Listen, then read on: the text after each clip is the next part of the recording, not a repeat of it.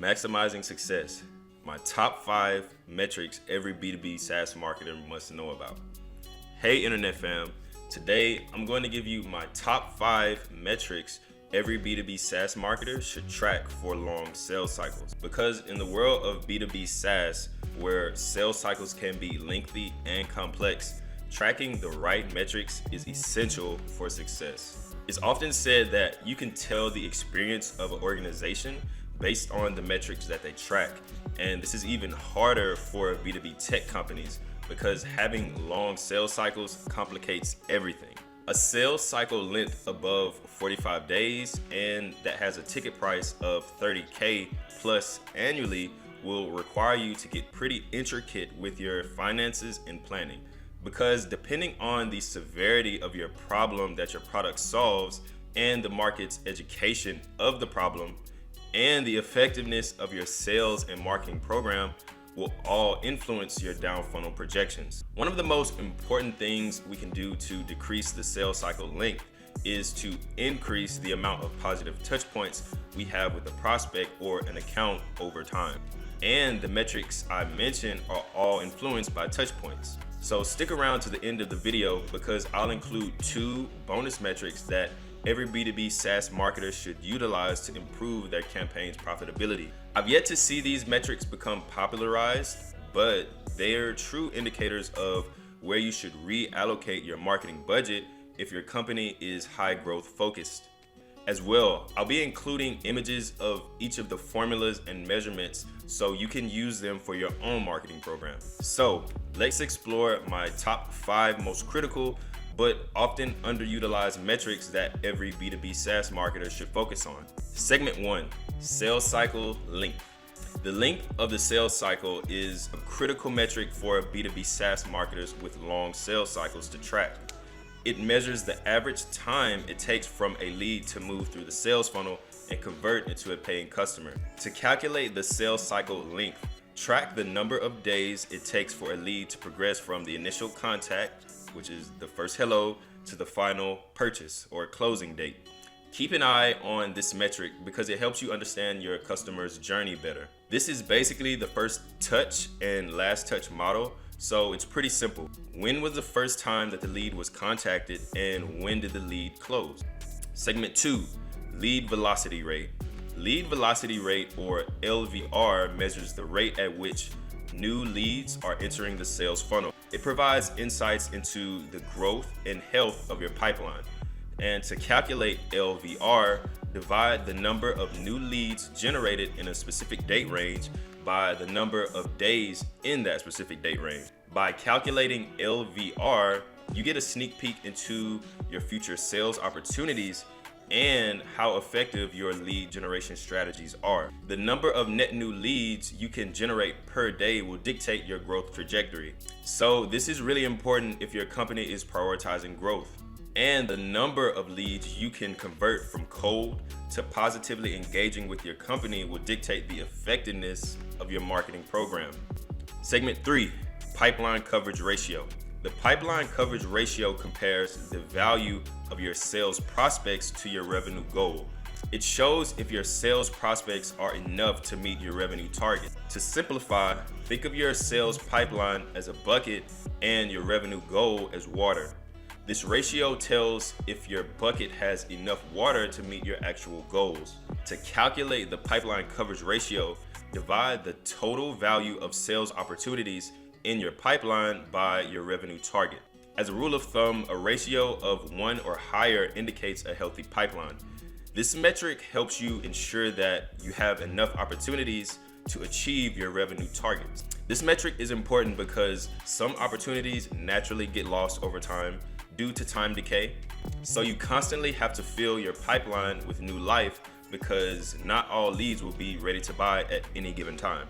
Pipeline coverage is important for your forecasting and aligning your sales and marketing targets. Segment 4, customer acquisition payback period. So CAC payback period compares the time it takes a customer to generate enough revenue to cover the cost of acquiring them. It helps us figure out if it's financially smart to get new customers. And in simple terms, This is all about how quickly the money you spend on winning a customer starts coming back to you.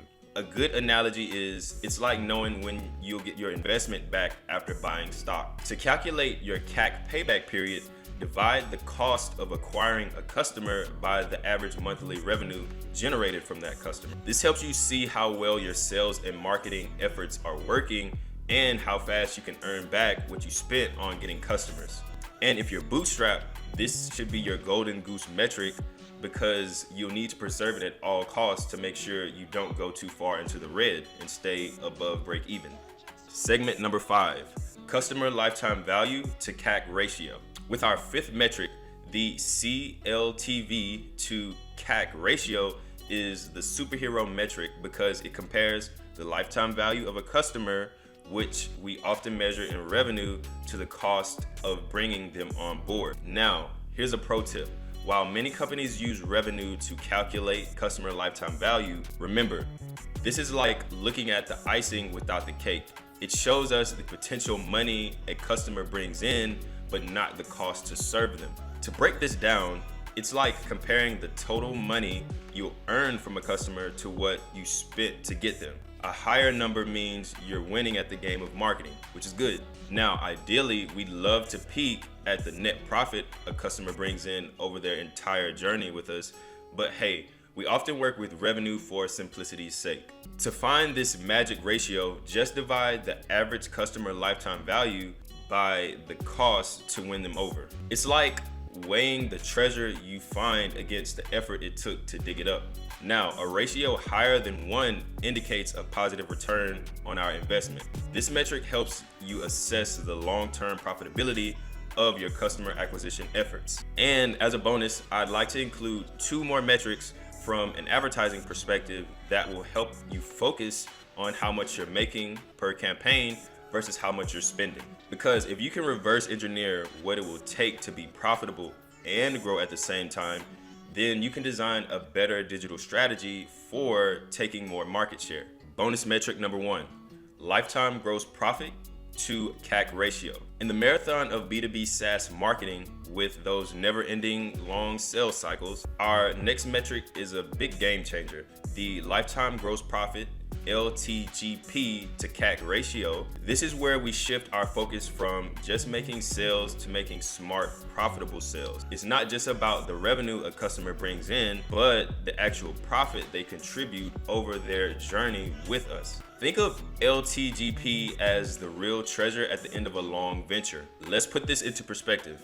If we're going for an enterprise level deal, imagine if your company spends $50K to win a new customer on your core product offering, and over time, this customer brings in $200K in gross profit. That's an LTGP to CAC ratio of 4-to-1. So for every dollar you invest in acquiring that customer, you earn $4 back in gross profit. Now, this is what makes a profitable venture. But here's where that gets even more exciting.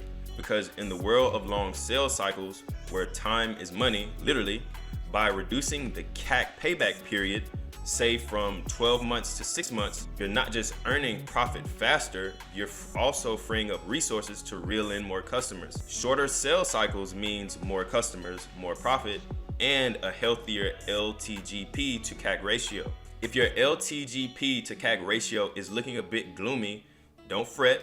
You got 2 powerful levers for lowering your CAC through smarter, more efficient marketing and sales tactics, and boosting your LTGP by enhancing your business model to maximize customer spending. It's about striking the perfect balance where you're not just spending wisely, but also earning more per unit of effort.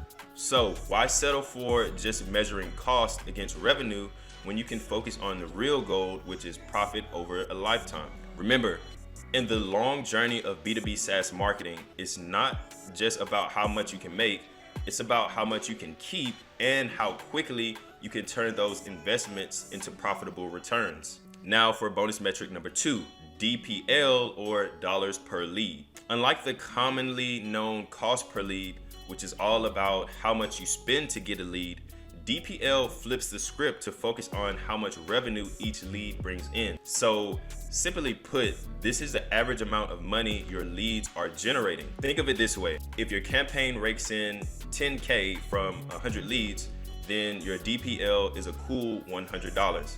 It's a straightforward way to gauge the effectiveness of your marketing strategies from a revenue perspective. So why does DPL matter? Well, it shifts our focus from just saving pennies on acquiring leads to actually making dollars from them. It's about quality over quantity. And the higher your DPL, the more effective your campaign is at not just attracting leads, but converting them into profitable customers. Boosting your DPL isn't rocket science. It's about attracting those high quality leads with laser focused strategies, fine-tuning your sales and marketing tactics, and smartly employing upselling and cross-selling efforts. Sometimes the most profitable leads are upmarket, and if that's where your gold mine lays, why not venture there? Remember, while keeping costs low is great, DPL tells you about the real impact of your marketing efforts, the revenue. Balancing DPL with cost per lead gives you a well-rounded view of your campaign's performance. And remember, in the world of B2B, it's not just about saving money, it's about strategically making more of it, thereby refining your go-to-market strategy, reducing your CAC payback period time, and boosting your overall business model for long-term profitability.